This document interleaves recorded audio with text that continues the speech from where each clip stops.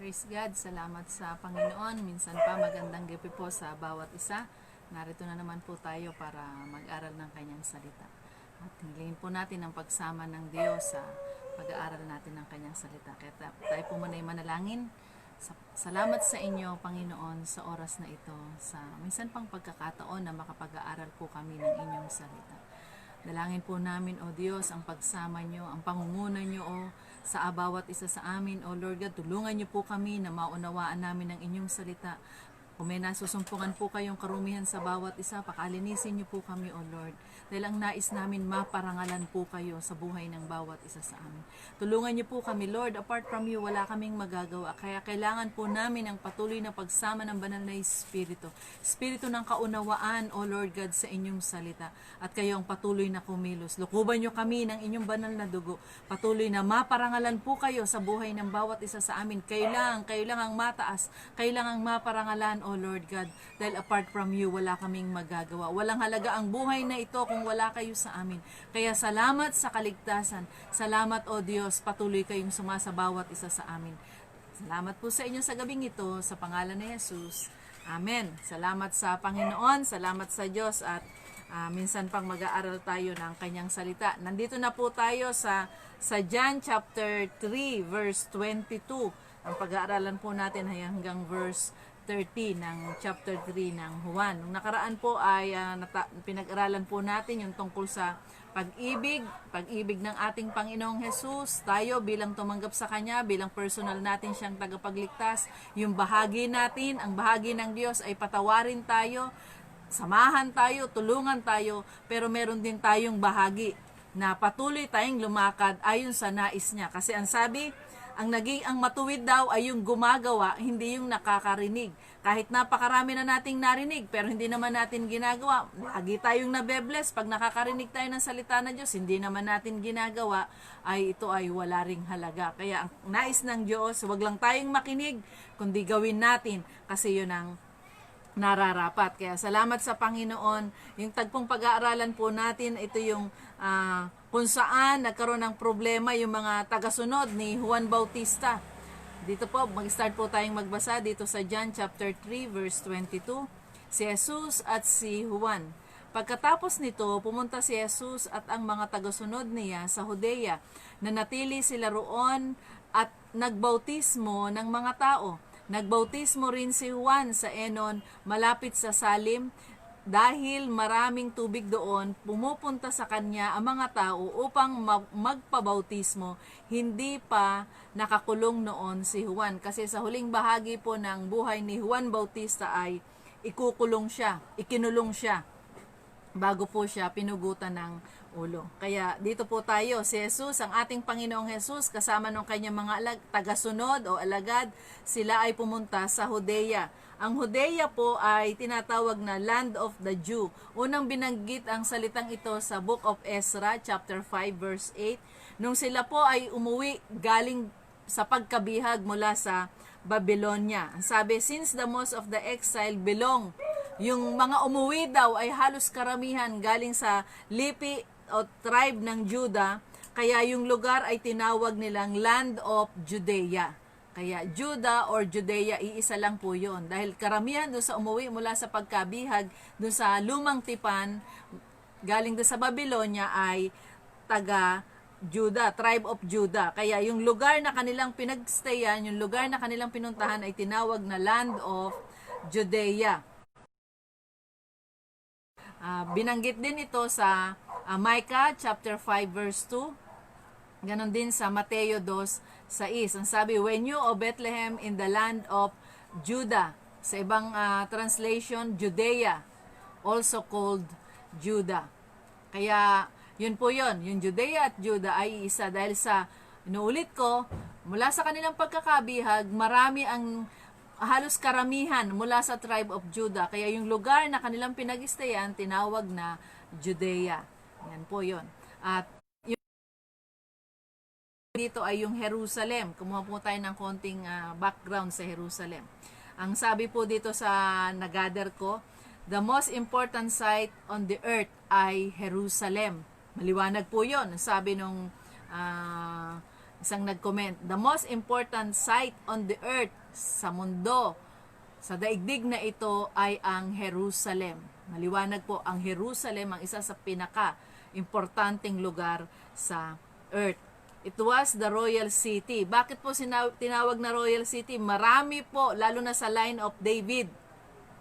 Dito po sila namuno. At dito rin po isinilang ang mga propeta, city of prophets. Yan. Here the temple was erected. Yung temple ni Solomon, dito po itinayo yun. Yung second temple at yung pangatlong templong itatayo sa kapanahunan na natin yan, yung hinihintay. Inihintay na lang kung kailan ang pagtatayo. Ang sabi nga ay dito rin sa Jerusalem. At maraming mga hari sa line of Judah ang dito po namuno. At si David, yan. Kaya salamat sa Panginoon, dito rin naganap yung kamatayan ng ating Dito rin naganap yung resurrection niya at dito rin naganap yung ascension ng ating Panginoong Hesukristo sa Jerusalem. Kaya ang sabi, in this city the Holy Spirit descended at Pentecost. Dito rin, nung bumaba ang banal na Espiritu, nung Day of Pentecost sa Acts, dito rin po sa Jerusalem. Kasi di po ba, sabi ng ating Panginoong Jesus, bago siya umakyat sa langit, Luke 24:49, wag muna silang aalis, mag-stay muna sila dun sa place na yon. Jerusalem po yun.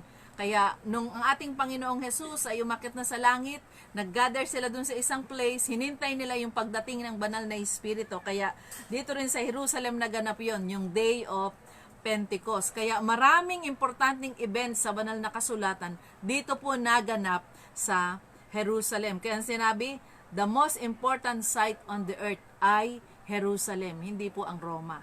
Jerusalem po ang pinaka-importanting city sa earth. Kaya salamat sa Panginoon, ang Diyos po natin ay talagang napakabuti niya. Kung talagang sasaliksikin po natin ang banal na kasulatan, marami po tayong madidiscover na mga lihim. The city that the Lord has chosen out of all tribes of Israel.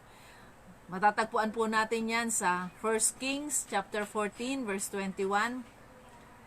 He put his name there. Ito yung lugar na pinili niya, Jerusalem. 1 King 11:32, hindi na po natin babasahin, babanggitin ko lang po yung mga bersikulo kung saan matatagpuan. Sabi din ng isang historian, si Pliny, yung Jerusalem daw po, sabi, as by far the most famous city of the ancient Roman. Famous city. Kaya dito po napopokus talaga. Ang Christianity, dito rin po napopokus. No site in all the scripture sa banal na kasulatan, yung kanyang papuri. Di po ba, nung pumasok ang ating Panginoon sa Jerusalem, nagsigawan, pati mga bata, naglatag sila, sa Jerusalem din po yun. Nung maglinis siya ng templo, sa Jerusalem din po yun. Dalawang paglilinis ng templo, sa Jerusalem din po yun. Kaya napakahalaga ng lugar na ito, Jerusalem. Sabi, it was called, nung una ay, Jerusalem. That is a city of Salim, ang sabi po nila. Nangangahulugan, city of peace. Kaya mapapansin nyo ibang mga t-shirt nila, the city of peace, Jerusalem. Yun po ang ibig sabihin ng Jerusalem. The city of peace, city of peace. At ito po ay unang nag-appear sa banal na kasulatan sa Joshua chapter 10 verse 1, Jerusalem. Kaya salamat sa Panginoon, tuloy po tayo sa pag-aaral natin.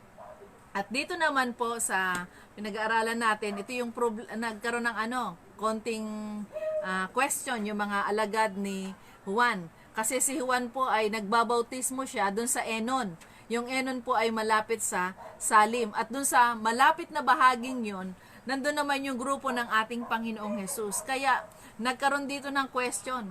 Nagkaroon ng pagtatalo, sabi, 25, nagkaroon ng pagtatalo ang ilang tagasunod ni Juan at ilang Hudyo tungkol sa bautismo. Bakit? Kasi nga, ang ating Panginoong Jesus, nagbabautismo rin sila. Nagbautismo rin kagaya ni Juan. Kaya nagkaroon sila ng at saka isa pa, dumadami na yung tagasunod ng ating Panginoong Jesus. Yun po yung isang nagiging problema ng tagasunod ni Juan. Yung ibang tagasunod ni Juan ay pumupunta na sa ating Panginoong Jesus. Nagbabautismo na rin ng tubig. Ang ministeryo ni Juan, kagaya ng alam ng iba, siya yung nagbabautismo sa tubig. Bakit ganito ang Panginoong Jesus? Yung mga kasamahan niya, nagbabautismo na rin. Balikan muna po natin yung water baptism. Ibig sabihin po ng water baptism sa Greek ay baptizo. Ibig sabihin to dip o to immerse, ilubog. Kaya pag tayo po ay nagbabautismo, inilulubog, parang inililibing lahat ng kasalanan. Kaya nung sabi, yung pagbabautismo ni Juan Bautista sa tubig, ito ay sa pagsisisi, repentance. Sabi dun sa 3:11 ng Mateo, I baptize you with water for repentance, sa pagsisisi. Sa Luke 3:3, proclaiming a baptism of repentance for the forgiveness of sin. Pagkatapos na humingi ng tawad, tuloy-tuloy na po yun. Kaya si Juan, madalas sa kanyang ministry, mapapansin po natin malapit sa tubig. Kasi pag humingi ng tawad, automatic, karugtong nun, babautismuhan na. Sino po ba yung maaring bautismuhan sa tubig? Mark 16:16. Sila na nakinig ng ebanghelyo, di po ba nangangaral si Juan, nag-iebanghelyo sila, at pagkatapos yung mga nanampalataya, yung mga sumampalataya, yun po ang binabautismuhan niya sa tubig. Yung mga hindi sumasampalataya, hindi po babautismuhan yun. Yung nakinig lang ng kanyang ebanghelyo at sumampalataya. Pero kung nakinig ka, hindi ka naman sumasampalataya, hindi pa po yun, hindi niya yun binautismuhan. Acts 2:38. Mga nagsisi, yung mga tumanggap sa ating Panginoong Jesus. Kay Jesus bilang Panginoon at sariling tagapagligtas, sila rin po yung babautismuhan sa tubig. Basahin nga po natin, Acts 2:38. Sabi po dun sa Acts 2:38. Basahin lang po natin bago tayo magpatuloy dun sa pinag-aaralan natin. Acts 2:38. Ang sabi, sumagot si Pedro sa kanila, magsisi ang bawat isa sa inyong mga kasalanan at magpabautismo sa pangalan ni Jesucristo at mapapatawad ang inyong mga kasalanan at matatanggap ninyo ang regalo ng Diyos na walang iba kundi ang banal na Espiritu. Kaya pag tinanggap natin ang Panginoon, kasama na yon, regalo na yon. Regalo ang banal na Espiritu. Kaya hindi pwedeng, hindi, gusto ko si Jesus lang, ayoko ng banal na Espiritu. Kasama po yun. Hindi nyo pwedeng paghiwalayin. Kasi ang tutulong sa atin para makapagtagumpay tayo ay ang banal na Espiritu. Siya yung magtatawid sa atin, ang banal na Espiritu. Kaya kasama po talaga sa ministeryo at sa paglilingkod natin, at kung tinanggap na natin ang Panginoon, kasama po yung Holy Spirit. Siya yung pinaka-guide natin, siya yung magtuturo sa atin, pinakaregalo para sa bawat isa sa atin, para maunawaan natin at yung mga tinuro ng ating Panginoong Yesus ayon sa John 10, siya yung magpapaunawa, siya yung magpapaalala. Sino? Ang banal na Espiritu. Kaya malaki ang role ng banal na Espiritu para makapagtagumpay ang bawat isa sa atin. Amen. Kaya salamat sa Panginoon. Dito bumalik na po tayo dito sa John chapter 3 verse 26. Basahin po natin. Kaya pumunta sila kay Juan at sinabi, Guro, ang kasama nyo sa kabila ng ilog ng Jordan na ipinakilala nyo sa mga tao ay nagbabautismo na rin at nagpupuntahan na sa kanya ang halos lahat ng tao. Sumagot si Juan, walang magagawa ang tao kung hindi ipahintulot ng Diyos. Kaya yun po ang naging problema ng mga tagasunod ni Juan Bautista. Nagsusunuran na sa ating Panginoong Jesus yung mga alagad niya. Kaya unti-unti na silang nauubos. Maalala niyo po nung sa chapter 1, nung si Juan John the Baptist, baptismuhan niya ang ating Panginoong Jesus. Narinig ng mga disipulo niya, ng mga sumusunod sa kanya na sinabing ito na yung tagapagligtas. At nung marinig nung dalawa yon, di po ba, ayon sa pinag-aralan natin, iniwanan na nila si Juan Bautista. Sumunod na sila sa ating Panginoong Jesus. Pero si Juan Bautista, hindi siya nagsalita, sandali muna, tagasunod ko kayo, bakit kayo susunod dyan? Hindi. Kasi alam niya, ang ministry niya ay ihanda ang daraanan ng ating Panginoong Jesus. Ihanda niya yung darating na Misaya. Kaya nung mabanggit niya yon, ito na yung kordero ng Diyos na nag-aalis ng kasalanan ng sanlibutan. At narinig ng dalawang tagasunod niya, Sumunod na sa ating Panginoong Jesus. Sumama na kung saan nakatira ang ating Panginoong Jesus. Doon na rin sila nag-overnight. Hindi po nagtampo si Juan. Hindi po siya nagreklamo. Hindi niya sinabi, Panginoon, bakit naman ganun? Tagasunod ko yan. Bakit niyo kinukuha? Wala. Nakita natin yung pagka-humble, yung humble spirit ni John the Baptist. Kaya, ganun din yung sinabi niya sa tagpong ito sa kanyang mga tagasunod. Sa kung ano yung concern ni John, na sinabi niya, ako yung maghahanda ng daraanan ng tagapagligtas. Kaya salamat sa Panginoon, nung dumating na ang ating Panginoong Jesus, unti-unti na, di po ba, nababawasan yung disipulo niya, yung tagasunod ni Juan Bautista, at unti-unti na rin nakikita natin na nawawala na siya doon sa kwento. At nafo-focus na ang ministeryo sa ating Panginoong Jesus. Kasi yun naman talaga ang dapat ma-focus sa ating Panginoong Jesus ang ministry. Kasi ang inuulit ko po, ang Book of John, itong aklat na isinulat ni Juan the Beloved, gusto niyang ipaunawa sa tao na si Jesus ang tagapagligtas. Gusto niyang ipaalam sa mga tao at gusto niyang himukin ng mga tao na kailangang maniwala, na kailangan sumampalataya tayo sa ating Panginoong Jesus. Si John the Baptist, ito rin ang mensahe niya. Ang mensahe niya ay ihanda ang daraanan at ipakilala yung darating na higit na dakila sa kanya. Kaya, salamat sa Panginoon. Sabi ng 26, nagpupuntahan na kay Jesus ang mga tao. Instead na magselo si John, hindi. Bakit? Ipinakita niya yung kababaan ng espiritu niya, yung katapatan niya, at yung superiority ng ating Panginoong Jesus at ng ministeryo ng ating Panginoong Jesus. Alam ni John, magte-take over na si Jesus, at si Jesus na talaga ang focus ng ebanghelyo ay ang ating Panginoon na. Kaya salamat sa Panginoon, minsan may pagtagpo sa ating buhay ganyan. Na halimbawa, ikaw ang nasa church, ikaw ang kilala, tapos may darating na, mas magaling sa'yo, o kaya naman, mas binibigyan na ng mga ministeryo kay sa'yo, mas pinapatayo na sa'yo. Tulungan tayo ng Diyos. Maging kagalakan po natin yung iba pag itinatayo sila. Huwag natin silang dikdikin pababa. Tulungan tayo ng Panginoon na maging tumulong tayo sa panalangin na yung mga upcoming, yung mga dumarating ay patuloy ding magamit ng Panginoon. Huwag nating ibaba. Salamat sa Panginoon. Hindi porke tayo matagal na, tayo lang ang may right sa ministry. Tayo lang ang pwedeng tumayo. Hindi po. Gagamit ang Diyos ng iba't iba kasi napakarami pang hahayuan. Kahit tumayo pa tayo ng sama-sama, napakarami pa po sa mundo ang hindi nakakakilala sa Panginoon na kailangan nating magkaisa. Kaya si Juan, nung pumupunta na kay Jesus, yung mga alagad niya, yung mga sumusunod sa kanya, okay lang. Dahil alam naman niya at sinasabi niya, maraming pagkakataon na sinasabi niya, higit na dakila yung kasunod ko, higit na dakila yung darating. Kaya sa tingin ng mga followers ni John, may competition, para bang mas magaling to. Kaya doon na nagpupuntahan. Pero kay John, okay lang siya. Payapang-payapa siya. Kasi ang alam niya, nakafocus, alam niya yung ministry niya. Ang ministry niya, ihanda yung daraanan nito. Yung higit na mas dakila sa kanya. Kaya hindi siya nababahala. Kahit na yung mga ay napupunta. Jesus, tulungan tayo po ng Diyos sa kapanahonan natin na kapag minsan parang nababawasan yung ministry natin, dapat malaman natin ang sentro ng ating buhay ang ating Panginoong Jesus. Sabi nung sa Matthew 6:33, seek first the kingdom of God. Dahil dun sa kaharian, nandun yung hari.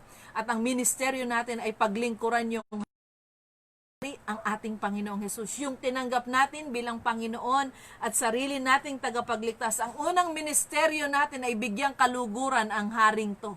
Ang unang ministeryo natin ay luwalhatiin to please yung haring ito.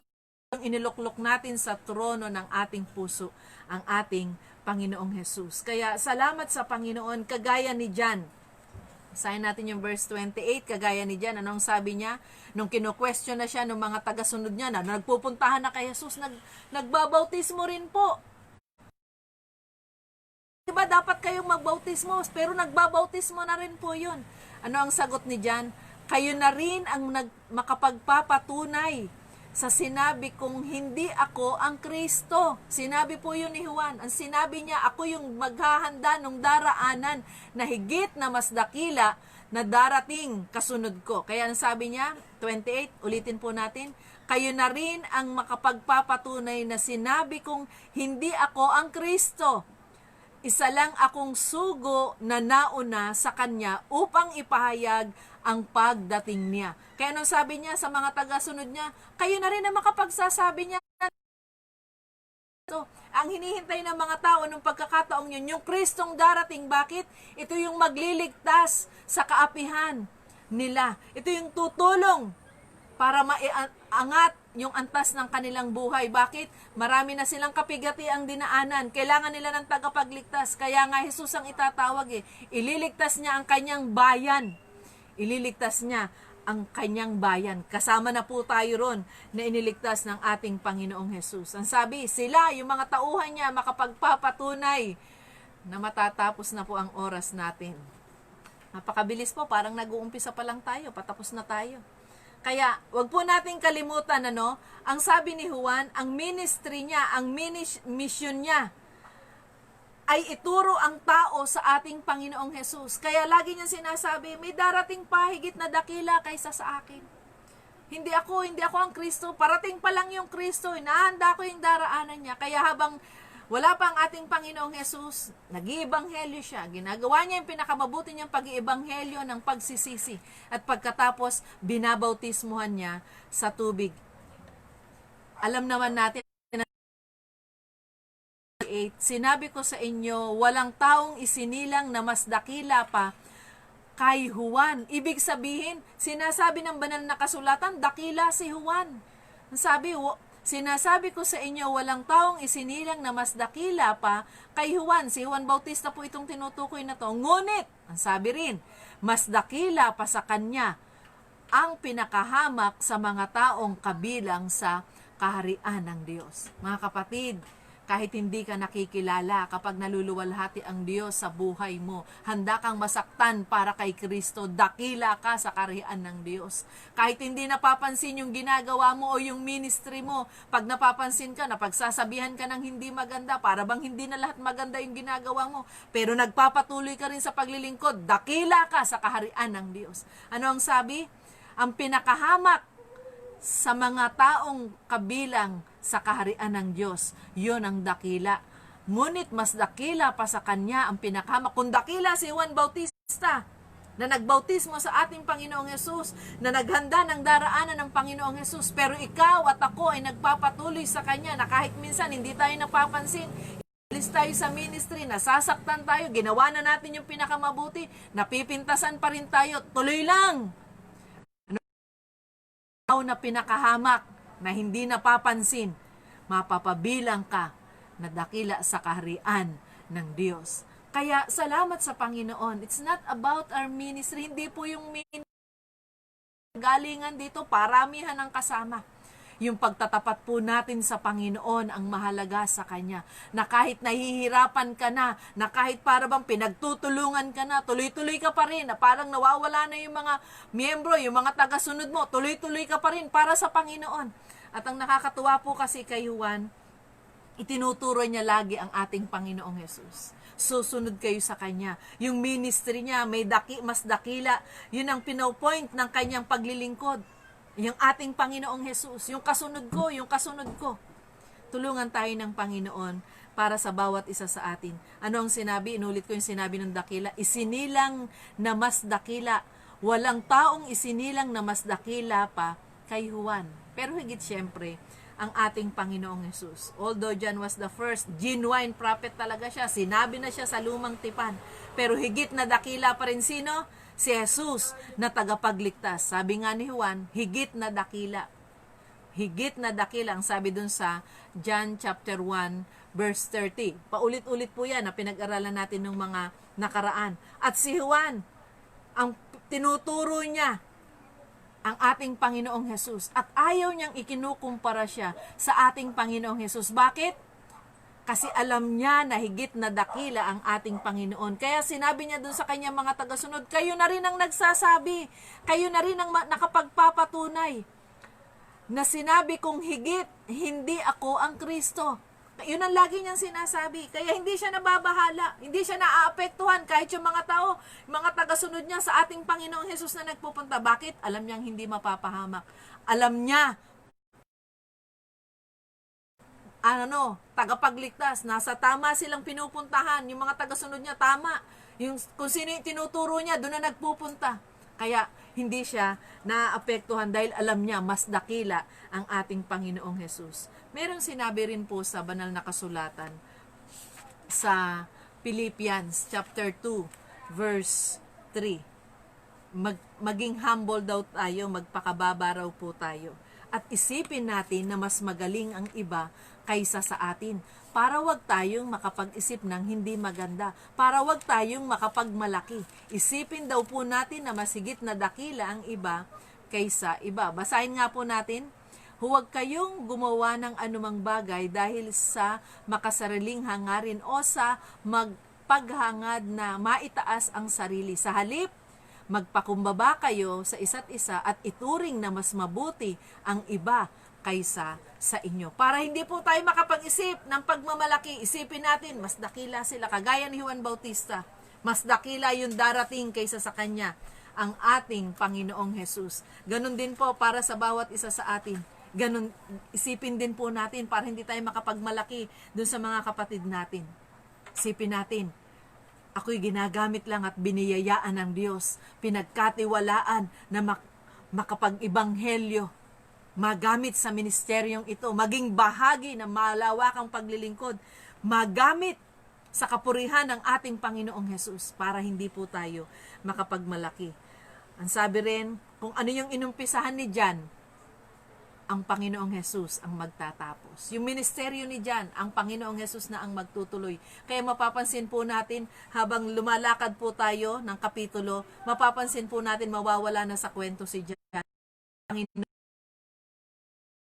dapat sa buhay ng bawat isa sa atin. Ang Panginoon ang makita. Doon sa maginagawa natin, kailangan ang Panginoon ang makita, hindi glory to me. Hindi ba nyo napansin? Maganda yung ginawa ko. Hindi nyo ba napansin? Nung nagpray ako, gumaling. Hindi.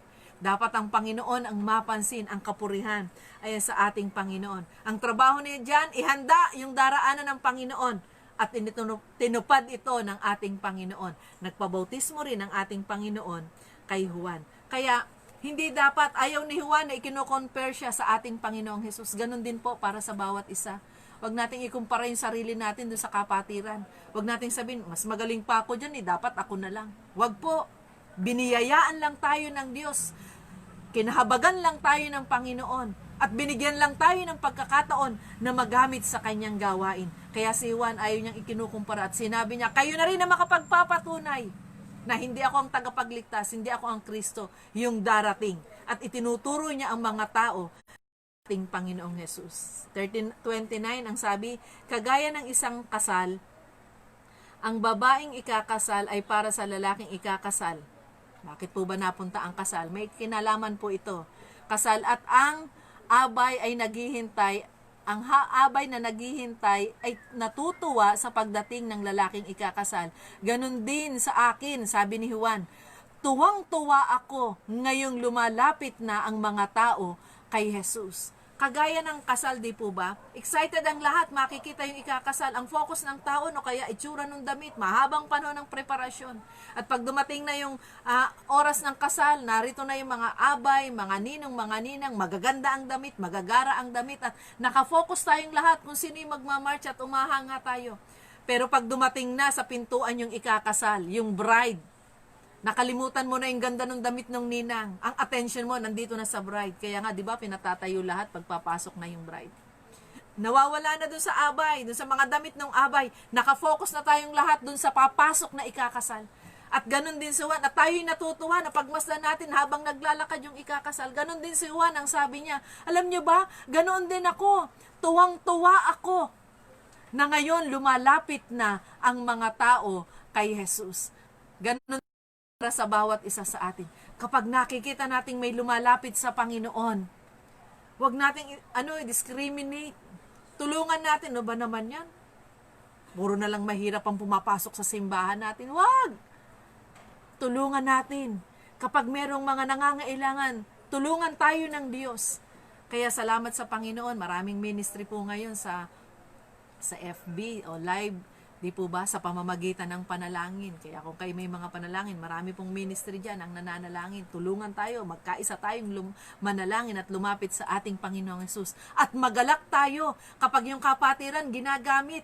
Huwag kang malungkot, dapat ako ang nandyan, dapat ako ang gamitin, dapat ako ang nagsasalita, hindi po dapat laging tayo. Isipin natin na mas magaling sila, hindi mas magaling ang iba kaysa sa atin para hindi po tayo makapagmalaki. Anong focus na dyan?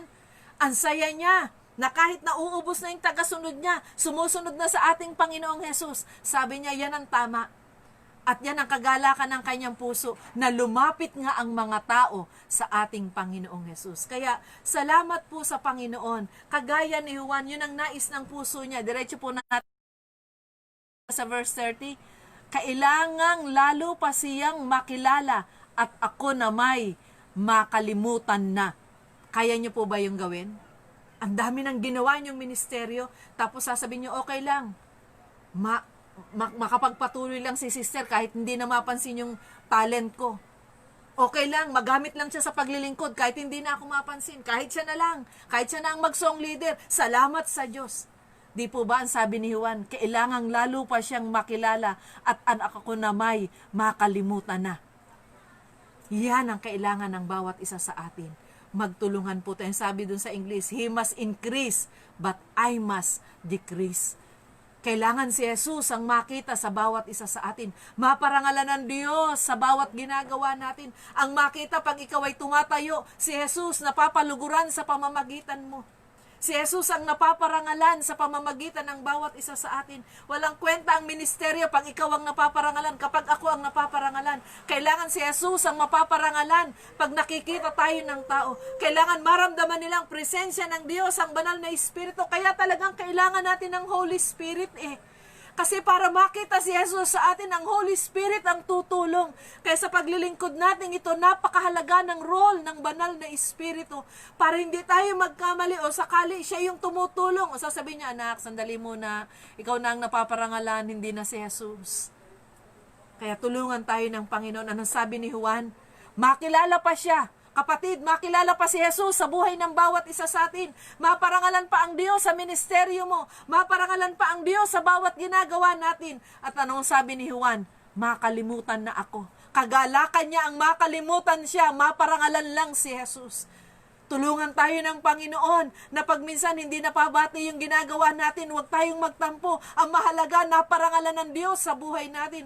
Kung hindi ka napansin dahil maganda yung pagpapaawit mo o maganda yung pag-awit mo, salamat sa Diyos, ginawa mo yon para sa Panginoon, hindi para parangalan ka ng tao. Sa preaching na narinig ko kay Pastor Luis, hindi tayo naglilingkod para humanap ng appreciation ng tao, makilala ng tao, maparangalan, hanapin yung kaluguran ng tao, kundi hinahanap natin mapaluguran ng Diyos sa buhay ng bawat isa sa atin. Amen?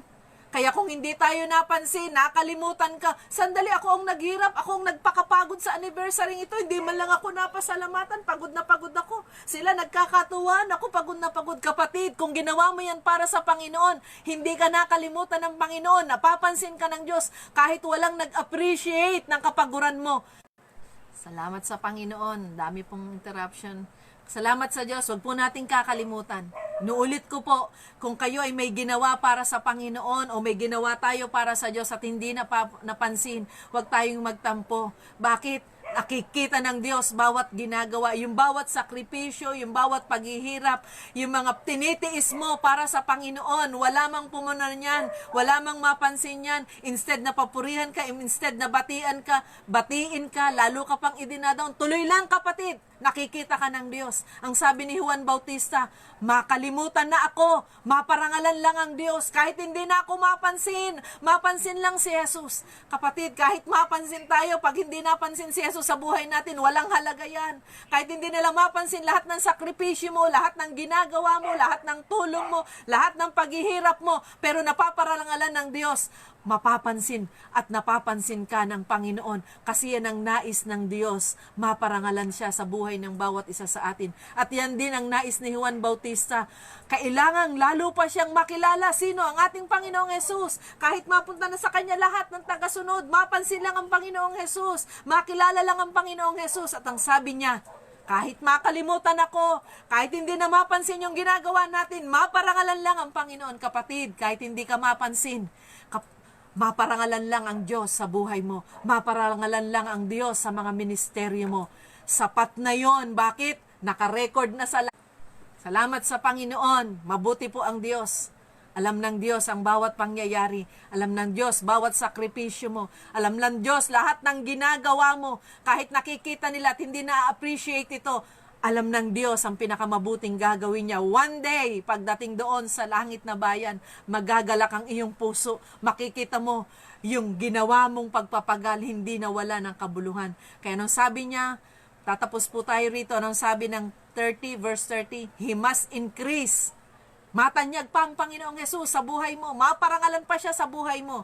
But I must decrease. Ang sabi ni Juan Bautista, makalimutan na ako. Makilala lang si Jesus. Kahit na hindi ako mapasalamatan, kahit na hindi ka makamayan, tuloy lang. Mahalaga, maparangalan ng Diyos sa buhay mo. Matanyag ang Diyos sa buhay ng bawat isa sa atin. Maparangalan ng Diyos sa bawat ginagawa natin. Ano mang gawin natin sa kapurihan ng Diyos at mapaluguran ng Diyos sa bawat isa sa atin. Salamat sa Panginoon, kagaya ni Juan, ang nais niya, makilala pa at matanyag ang Diyos at kahit siya, makalimutan na. Hindi po madali ito, pero sa tulong at pagsama ng Diyos at ng banal na Espiritu, magagawa po natin ito. Kaya kailangan lagi tayong lumapit sa presensya ng Panginoon. Bakit? Hindi madali ang makalimutan ka. Hindi madali pag hindi napapansin yung ginagawa mo. Likas sa tao yun, nasasaktan ka, nagtatampo ka, nagdaramdam ka, sumasama ang loob natin.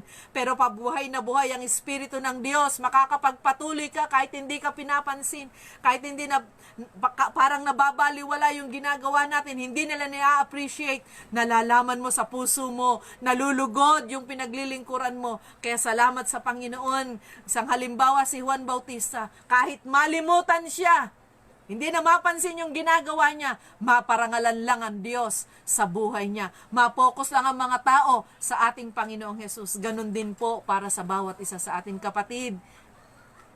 Huwag kang magtampo kung hindi ka napapansin. Kung minsan inaalis ka sa ministeryong kinalalagyan mo, hayaan mo lang. Alam ng Diyos ang puso mo.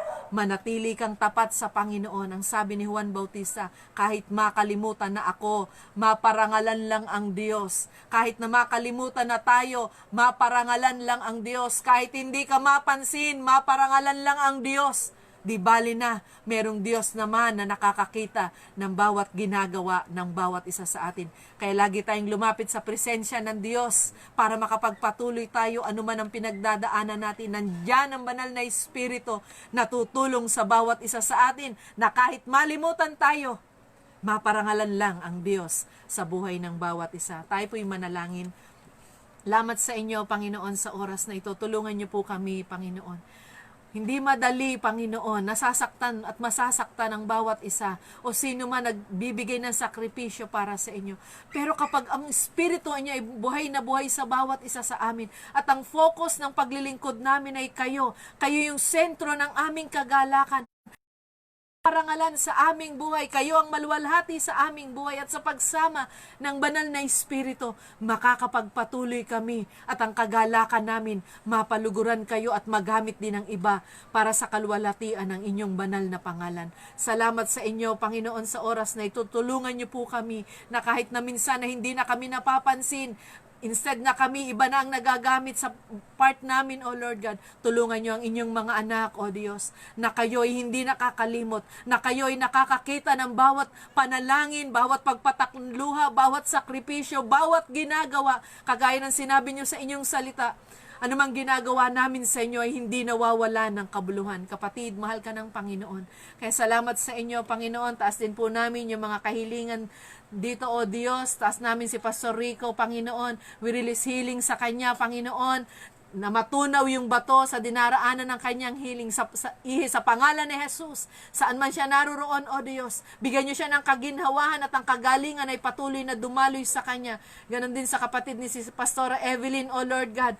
Bigyan niyo, Lord God, yung maluwag na panghinga. Normalize niyo, Panginoon, ang kanyang paghinga, O Diyos. Ganon din sa kanyang kamag-anak, O Diyos, O Lord, kayong patuloy na kumilos. We rebuke the spirit of depression, Panginoon, sa pangalan ni Jesus, sa pangalan ni Jesus. Kayong patuloy na kumilos, O Diyos. Dalangin din po namin ang kagalingan kay Brother Renato Declaro, O Lord God. Nire-rebuke namin ang espiritu ng hapo, Panginoon. Ang kalakasang physical, ang kagalingan, Panginoon, ay patuloy na dumaloy sa kanya, O Diyos. Ganon din si Pastora Shea, O Lord God. Patuloy na ang kagalingan niyo'y dumaloy, Panginoon, na matunaw yung mga sis, Panginoon, na nasa kanyang katawan, O Lord God. Salamat kay Diyos na mabuti, dakila at makapangyarihan at walang imposible sa inyo. Sino pa man yung nangangailangan ng kagalingan na kasama namin sa oras na ito at nakikinig, O Lord God, ang inyong mapagpalang kamay, ang inyong kagalingan, O Diyos, ay dumaloy sa kanya sa pangalan ni Jesus. Sino man yung may problema, yung may mga pinagdadaanan, Lord, salamat sa inyo. Kasama namin kayo, hindi nyo kami iiwanan. Kung sino man yung nakakalimutan at napapabayaan, O Lord God, kay Diyos na mabuti, hindi kayo nakakalimot, O Diyos. Salamat po sa inyo sa gabing ito. Huwag naming makalimutan yung pinag-aralan namin. Kailangan kayo ang matanyag sa aming buhay. Kailangan kayo ang makilala sa aming buhay. At sabi ni Juan, kahit malimutan na, maparangalan lang po kayo sa mga ministeryong ginagawa namin. Kayo ang matanyag, kayo ang mataas, at sa bawat ginagawa namin, kayo ang makilala, kayo ang mapapurihan, O Lord God, sa aming mga buhay. Salamat, O Diyos, sa pagkakataong makapag-aral kami ng inyong salita. Ingatan at patnubayan niyo ang inyong mga kapatid saan man sila naroroon at patuloy na itawid sa bawat araw. At salamat sa inyo, O Diyos. Patuloy na ang kagalingan sa bawat may karamdaman. Doon sa may mga pinagdadaanan, O Lord God. Doon sa nangangailangan ng kagalingan, Panginoon, kalakasang espiritual, kalakasang physical. Salamat, O Diyos. Kayo ang patuloy nakakatagpo. Salamat, O Diyos, nilulukuban ko po ng inyong banal na dugo ang bawat isa. Kayo ang patuloy na umabot at ang pinag-aralan namin ay huwag maagaw ng kaaway, na kayo ang dapat maparangalan, kayo ang matanyag sa buhay na ito, kayo ang mataas. Kaya salamat, O Diyos, sa patuloy na pagkagamit at sa patuloy na ginagamit at ginagawa nyo kaming bahagi sa inyong ministeryo. Sa inyong pinakamataas na papuri, pagluwalhati at pasasalamat sa pangalan ni Jesus. Amen. Salamat sa Panginoon. Huwag po nating makalimutan. Naaalala tayo ng Panginoon. Hindi man mapansin yung mga ginagawa mo, hindi man napapasalamatan. Recorded po yan lahat ng ating Panginoon. At doon sa langit na bayan, magagalak ang iyong puso. Masasabi mong kulang pa. Dapat gumawa pa ako ng. Kaya nga sabi ni Juan, kahit makalimutan na ako, maging panalangin ng ating puso. He must increase, but I must decrease. Sa Diyos po ang kapurihan. Magkita po tayo bukas ng gabi sa pagpapatuloy po ng huling bahagi ng chapter 3. John chapter 3. Sa Diyos po ang kapurihan. Magandang gabi sa bawat isa. Amen.